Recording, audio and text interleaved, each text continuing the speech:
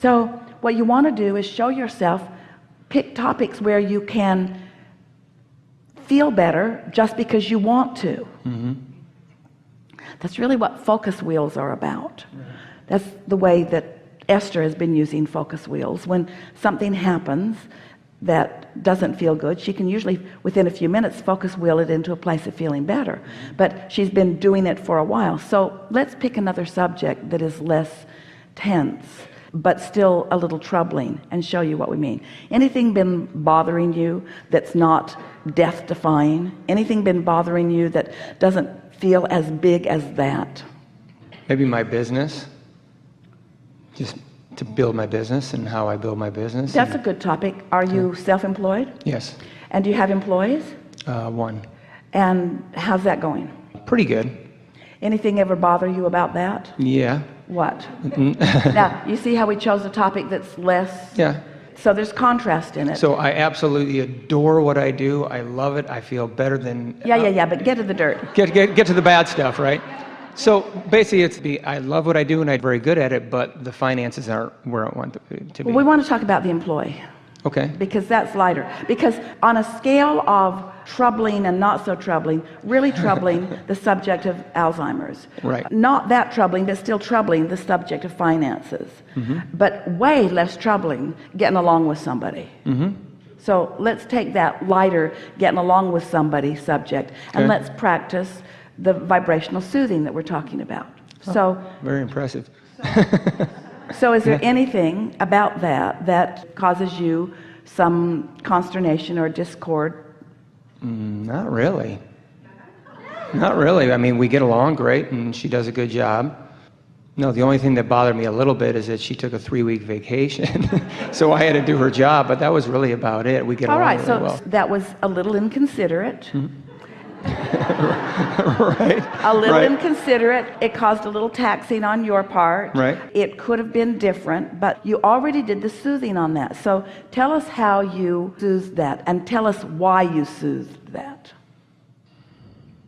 Because we had to poke you to get you to even call it a problem, because you'd done such a good job of soothing it. So tell us how you soothed that. Tell us the day that you really wished that she had been there. What was going on that day? Oh, I was overwhelmed. All right, so you were overwhelmed. The tendency was to then focus on the condition that seemed to have caused or exacerbated the overwhelmment. Right. So you did that for a moment, but that didn't feel good because your overall intention is to appreciate this person, and you mostly do appreciate this person. Yes. And you know that this person deserves to have some time off, and you want this person to have a life of her own, and you want her to feel happy in her world, and you know that nothing really went terribly wrong, and there were things that you didn't have to do that she caught up with later, and some of what her work was, you left it for her to catch up later, and you only did the things that really mattered, and you were able to do it, and it gave you better insight into what she was actually doing. In other words, you feel how that's soothing that, and we're not saying any of this outside of what you already figured out. That's how you soothed yourself.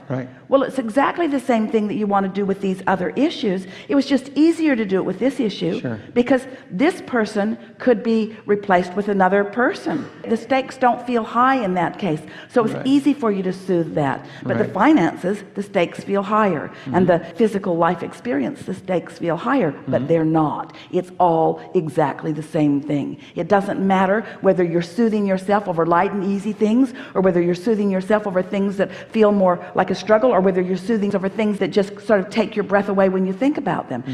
Learning to soothe will serve you no matter what. So we would consciously soothe. So anything else ever come up? Traffic bother you? No, not really. The only thing that bothers you is finances and Alzheimer's? Pretty much. Those are the big things. Well, then you are already a self-soother. You're already a self-soother. You know what to do. So let's take the finance thing. So poke at it where it's uncomfortable for a moment. Summertime especially, because my business drops a lot. And the way my business is, I pretty much am the one that does all the work. I train dogs. And so it's my physical time where I make my money. And so, but I only have so much time in the day, so if I want to increase my income, I have to find other ways of doing. Or teach other people to do the same thing that you're doing. Right. I've done that before too. So? So? Well, what I did was I didn't keep them with me. I train trainers and I send them on their way, and they pay me for that. So make some statements that sort of poke at the discord that you're feeling about business. Summertime business drops off. Summertime business drops off. What's a self-soothing statement that you can make? That Summer doesn't last. I was just going to say. Summer doesn't last. Business picks up. There are other things that I can do. I can figure some things out. I always have. How long have you been doing this? 16 years. So I have a steady pattern. I now know things that I haven't known before. I'm doing better vibrational work. The dogs who I'm training have taught me that. Yep. I've learned through experience how to communicate with them better. They have taught me the very thing that I'm asking about here. Yep. They've taught me about alignment coming first. Yep. I've shown myself that in interacting with them, I have to deal with the vibration first and then. And when I do that, I have success, and when I don't, I don't. And so the very nature of my work is giving me the practiced basis that I'm reaching for here. I think it's why I've enjoyed that so much. Dealing with animals is much more pleasurable than dealing with humans. Most of the time. Because they are more consistent in these laws of the universe. Yeah. The majority of the trouble that I've had in my business has not been with the animals, it's been with their owners. And much of the training that I'm doing is not just with the animal, it's suggestions to the owner. I'm actually teaching them how to be steadier in their vibration before exactly they move right. forward. And so everything that I need to know about this ease relative to finances or Alzheimer's, I already know and am practicing on a daily basis. So I just need to take the same patterns that I already know and apply it to that. Okay. So what's the difference? This is the thing that we really want to have this conversation with you. It will benefit everyone. What's the difference between your expectation of results in the training of the dog and your expectation of the results relative to your relationship with Alzheimer's? What's the difference? There's fear over here. But why?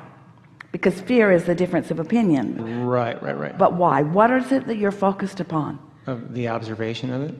With the dogs, where's your expectation? I mean, I can communicate completely clearly with them. But do you communicate with them not expecting it to work? No, I always expect it to work. And so you expect them to be cooperative components. Yes. So you trust the process of focus, and you know that when you get aligned and project that focus, that it is going to affect the outcome. But you don't believe that relative to the other, because the people in your family are not cooperative like these dogs are. That's, I guess, where it comes down to it. So what would you do? So what's the difference? The dog, you expect to be able to impose your opinion. Your family, you don't, do you? In other words, they've all got minds of their own. So do you think that the dog has less of a mind of its own? Is the dog's mind more moldable than the relatives' minds? Or is your expectation of their alignment greater? Definitely. Well, that's worth thinking about, isn't it? Yeah. And so that's why you have to be willing to be unconditional. Have you ever had an untrainable dog? No. Isn't that interesting? Yeah.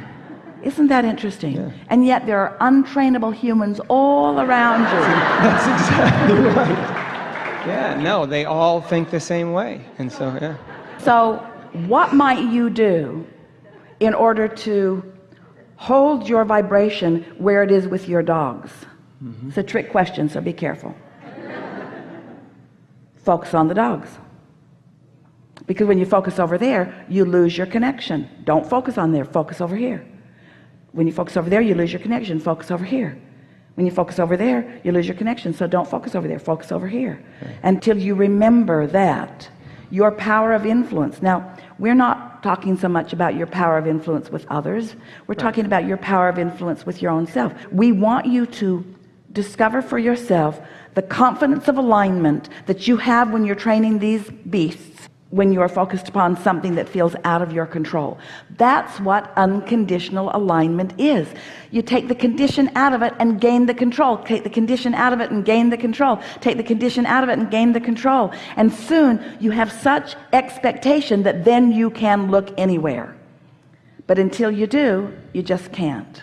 So do I need to try to obviously avoid anything that has to do with the Alzheimer's until I'm feeling or maybe just dart in or out? connected? So let's ask you another question. This will be telling.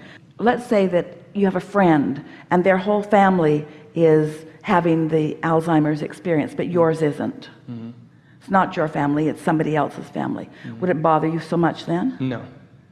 So why does this bother you so much? Because it feels personal. Right. Because it makes you feel vulnerable. Correct. So we'll ask you again, have you ever met a dog you couldn't train? No.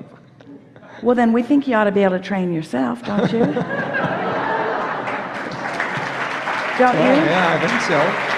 I guess I need a little bit of guidance as far as a relative that is taking care of my sister, and I have to kind of avoid her. Well, I can't avoid her because I have to deal with my sister, but she's very strong personality and telling me, oh, you're going to get it, and all this. And so I don't want to hear her until I'm at a stable footing. So is there anything? Well, what you want to do is just bring yourself back into alignment the best you could. In other words, I see what you're there have saying. been people who told me that that dog couldn't be trained. There have been people who've brought dogs to me who've said there's no possible way that this dog can be trained. Most people bring me very problematic dogs, and yet it always works out because I have this thing that I do. And so I'm different. Everybody can't train dogs like I do. Everybody doesn't have the point of focus that I have. I understand the vibrational nature of us. The condition is about vibration. The condition is always about vibration. The condition is about intentionality. We are all individual with that, you see. I have my own unique relationship with my own inner being. I've always been more sensitive. I've always been more focused. I am much more focused than anyone else in my family. I wouldn't turn even my easiest dog over to my sister to train. Not even my easiest one. She would convince my easiest dog that it too has Alzheimer's.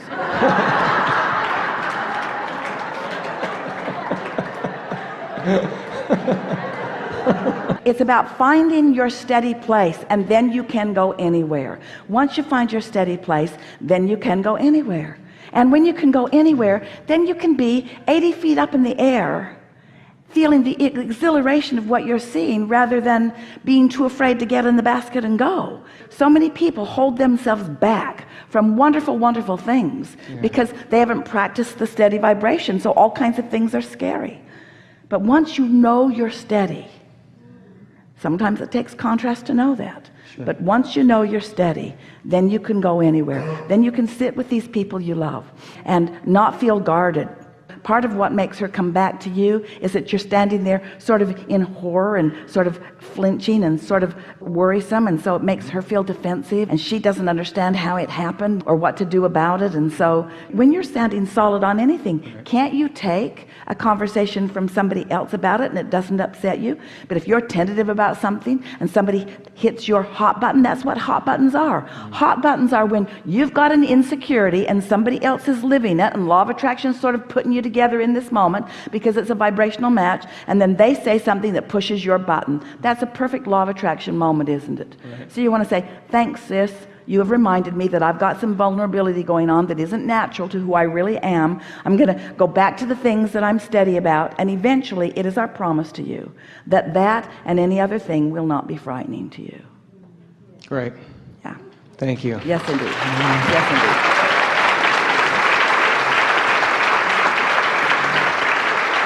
This is a good time for a segment of refreshment.